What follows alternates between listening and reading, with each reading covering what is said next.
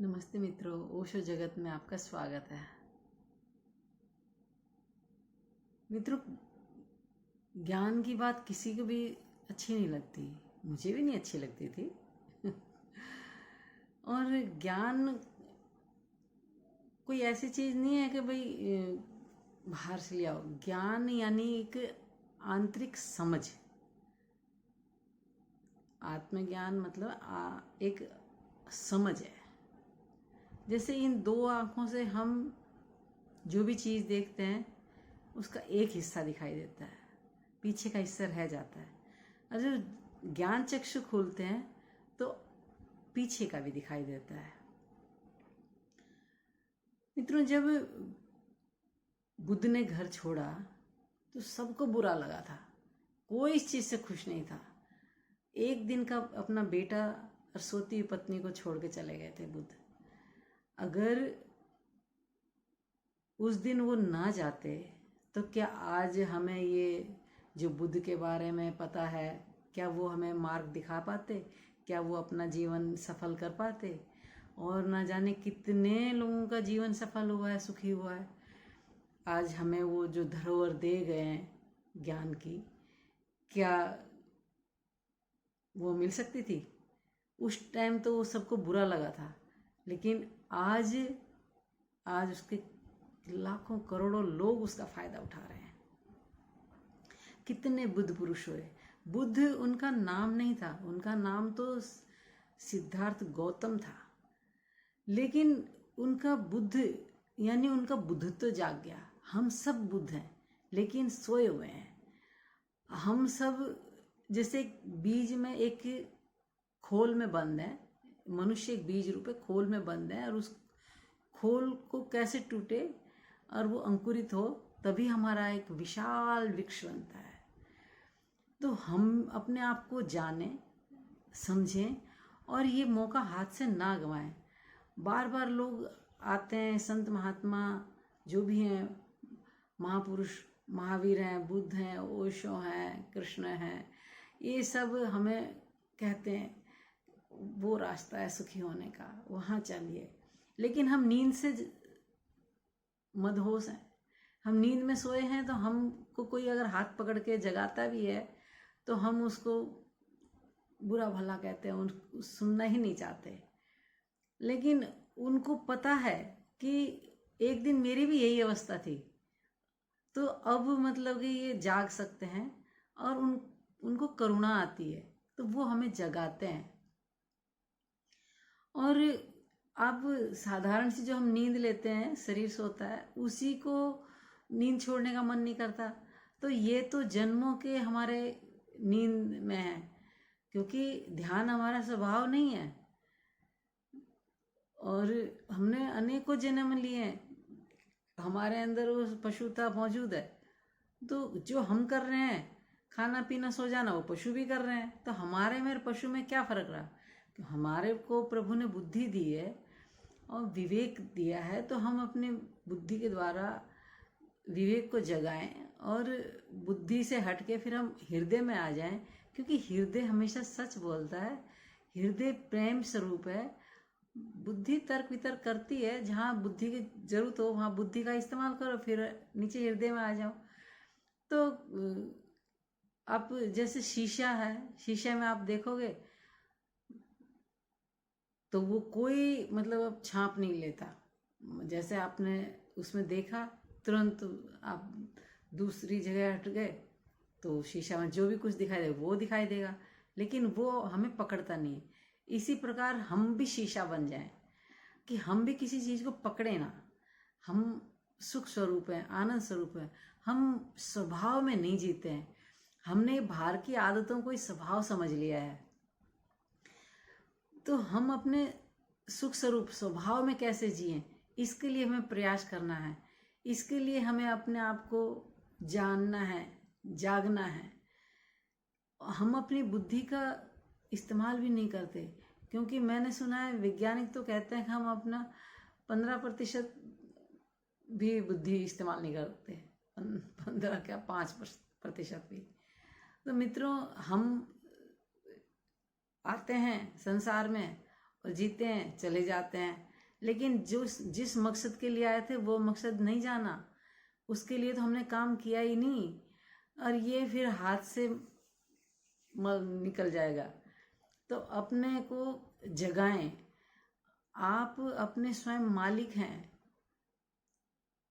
जैसे आपने देखा होगा कि रथ के ऊपर श्री कृष्ण भगवान आगे बैठे हैं और अर्जुन पीछे बैठा है।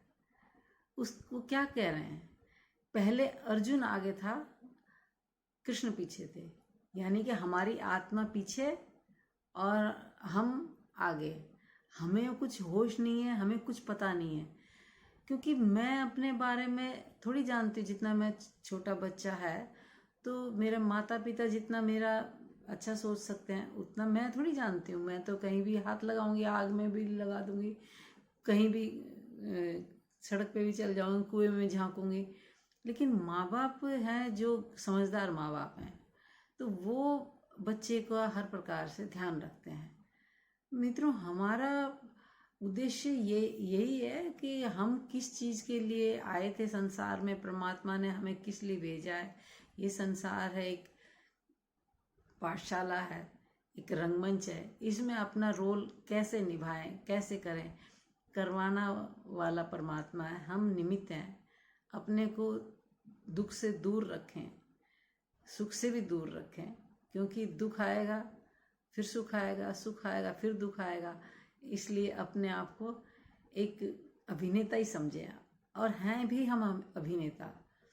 इस संसार को लीला क्यों कहा है? राम लीला, कृष्ण लीला, क्योंकि वो जानते हैं कि ये लीला ही है।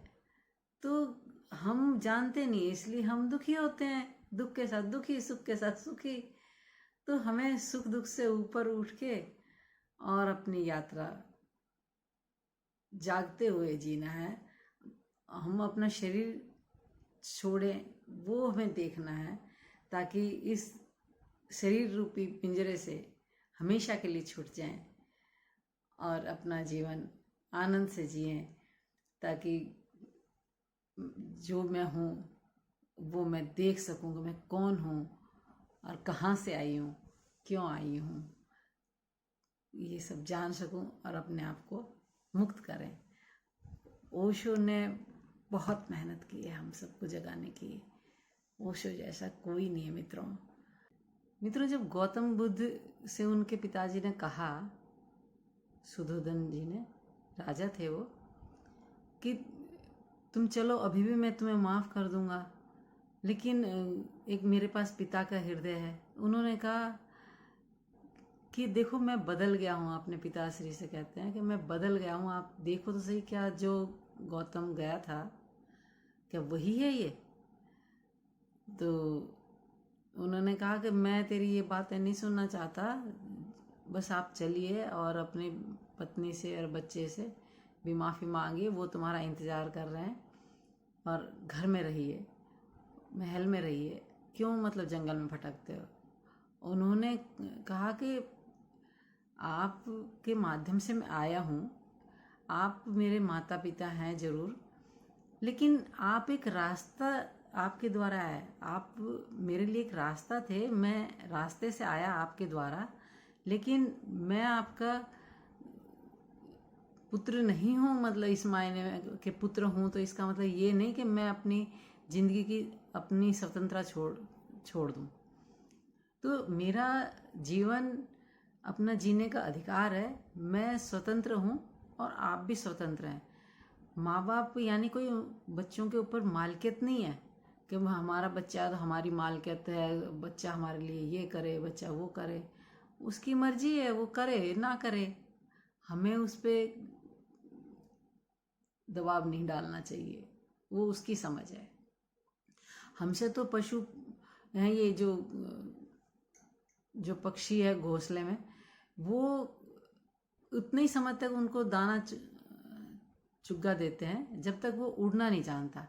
जैसे ही पक्षी उड़ना सीखता है तो वो छोड़ देते हैं, और वो नहीं उड़ना सीखता तो पक्षी उसको घोंसले से ही गिरा देता है, ताकि उड़ना सीखो तुम भी, कब तक मेरे भरोसे रहोगे। वो उड़ते नहीं हैं तो उनको घोंसले से गिरा देते हैं ताकि वो उड़ना सीखे। और हम जो माँ बाप हैं 25 साल तक, 20-25 साल तक, 30 साल तक उनको बाहर दूर जाने नहीं देते, उनको कमाने के लिए भी नहीं बोलते, हम उनको अपने पैरों पे खड़ा होने के लिए नहीं बोलते। हम सोचते हैं कि मेरा बच्चा मेरा ये करे, मेरा वो करे, हम उनको बांध के रखना चाहते हैं। हम सोचते हैं आज्ञाकारी बच्चा होगा तो ही हमारा सपुत्र कहलाएगा। नहीं मित्र, वो विरोध करना चाहे वो प्रतिभाशाली है, उसे अपनी उड़ान भरने दीजिए। माँ बाप का यही धर्म है कि बच्चा अपनी उड़ान भरे खुद, वो उड़ने का उसका अधिकार है, वो जाने अपने को, और जो फड़फड़ाता है वही उड़ता है। जिसके अंदर प्राण नहीं है, जिसके अंदर दिव्यता नहीं है, जो चेतना है, तो वो मतलब जब फड़फड़ाएगी तो ही वो उड़ना सीखेगी। इसलिए अपने बच्चों को ऐसे बंधन में मत रखिए। हर किसी का सुख से जीने का अधिकार है। और हम इतने बड़े बड़े हो जाते हैं, हमें ही समझ नहीं है तो हम बच्चों को समझ कहाँ से देंगे। इसलिए हमारा सबका ज्ञान की तरफ ध्यान होना चाहिए। हमें मत लगे उन सच्चे महापुरुषों से की शरण में जाना चाहिए, पर यानी अपनी शरण। महापुरुष हम स्वयं हैं, हमें अपनी शरण में जाएं। अगर किसी बुद्ध पुरुष के शरण में नहीं जाना तो कम से कम खुद ही आंख बंद करके बैठिए, खुद ही आपको मतलब कि समझ में आएगा कि वो बुद्ध क्या है। मैं स्वयं बुद्ध हूँ। अपने बुद्धत्व की तलाश करें कि मैं कौन हूँ। धन्यवाद।